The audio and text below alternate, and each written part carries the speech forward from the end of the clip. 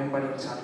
ఆనాడు ఆ యవనస్తుడు అన్ని ఆజ్ఞలను పాటించాడు, అన్ని ఆజ్ఞలను గైకొన్నాడు, దేవుని చిత్తానుసారం నడుస్తున్నాడు. కానీ తన దగ్గర ఉన్న ధనాన్ని విడిచిపెట్టడానికి మాత్రము తనకు మనసు ఒప్పలేదు. వ్యసన పడ్డాడు.